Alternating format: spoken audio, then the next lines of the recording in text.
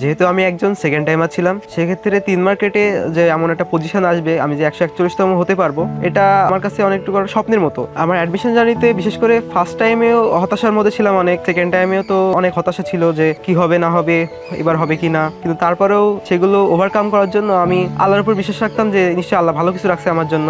আর result যখন দেখতে পাই Dhaka medical college আসছে, তখন আমি অনেক খুশি হয়ে গেছিলাম। অনেকটা আমার কাছে মনে হচ্ছিল যেন আল্লাহ আমার সব ইচ্ছা পূরণ করছে।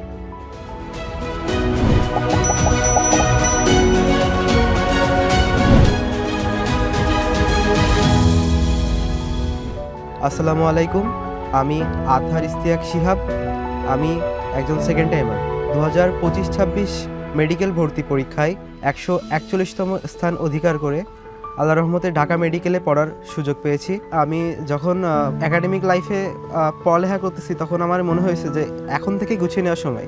আমি পড়াটা ভালোভাবে গুছিয়ে নিতে পেরেছি আমার একাডেমিক লাইফ থেকেই। সেক্ষেত্রে অ্যাডমিশনে আমার একটু প্রেশার একটু কম ছিল। আমার জীবনের সব থেকে বড় পথ প্রদর্শক আব্বু আম্মু।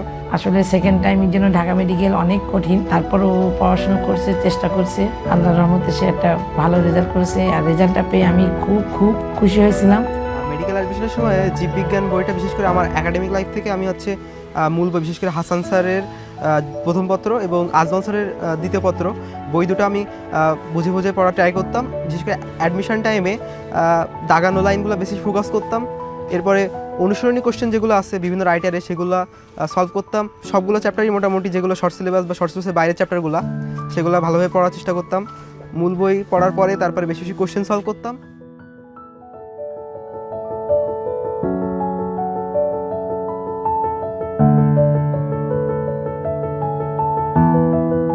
ফার্স্ট টাইম থেকে আমি রেটিনা ফার্মগেট ব্রাঞ্চে আমার অ্যাডমিশন জার্নিটা শুরু করছি। অ্যাডমিশন জার্নির আগে রেটিনা স্টার পরীক্ষাটা হয়েছিল, আর রেটিনা স্টার পরীক্ষাটা দেওয়ার মাধ্যমে বুঝতে পারি যে মেডিকেল পরীক্ষার প্রশ্ন কেমন হতে পারে।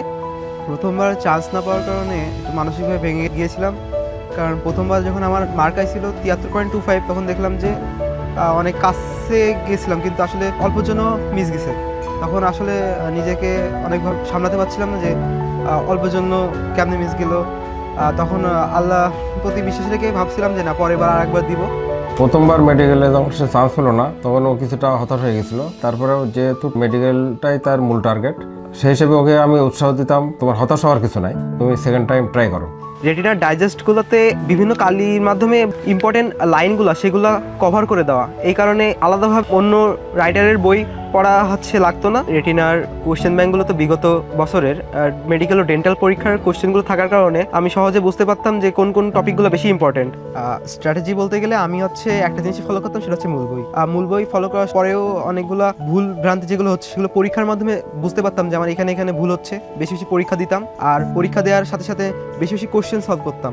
মেডিকেলে আমার নিউরোলজির প্রতি একটা আগ্রহ আছে, কারণ মানুষের মস্তিষ্ক বা এইগুলোর প্রতি আমার একটু আগ্রহ ছোটবেলা থেকে, যে কিভাবে কি করে কাজ করে সেগুলো পড়তে আমার আগ্রহ আছে। যারা পরবর্তীতে মেডিকেল পরীক্ষা দিবে বা সেকেন্ড টাইমার যারা, তাদের ক্ষেত্রে একটাই উপদেশ, সেটা হলো বেশি বেশি পরীক্ষা দিয়ে নিজের ভুলগুলো খুঁজে বের করে সেগুলোর উপর কাজ করতে হবে। এছাড়াও গাইডলাইন তো লাগবে।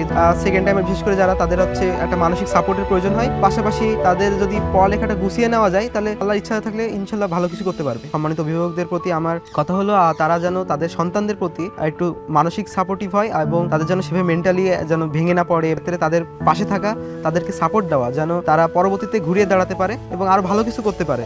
আমার এই জার্নিতে রেটিনা পরিবারকে পাশে থাকার জন্য অনেক ধন্যবাদ এবং শুকরিয়া আদায় করছি।